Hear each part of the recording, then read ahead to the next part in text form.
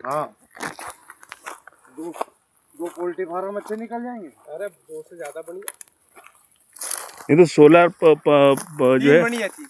3 बनी है। नहीं नहीं, वो तो पूरे 1 एकड़ पे ही पूरा बनेगा हाइट पे, और नीचे जो चाहो करो उसके। अच्छा, उस प्लांट का क्या मतलब?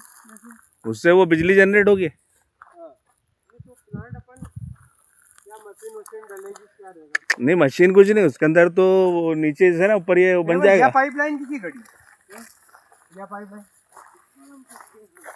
ये तो है प्रेम भाई ने ये टुकड़ों का जो तो दिखे पाइप है सब टुकड़ा है काढ़ो है। हाँ तो ई में प्रेम भाई ने ये तो दिखे तोड़ के तुम्हारे भैया को बस जब खाली खाली मोटर इसका लगी झाड़ का फाड़का कहीं भी नहीं है भाई। नहीं झाड़ का हड़का तो कुछ प्रोजेक्ट करना पड़ेगा। तो पोल्ट्री फार्म डलवा दो, हैं? पोल्ट्री फार्म डलवा दो।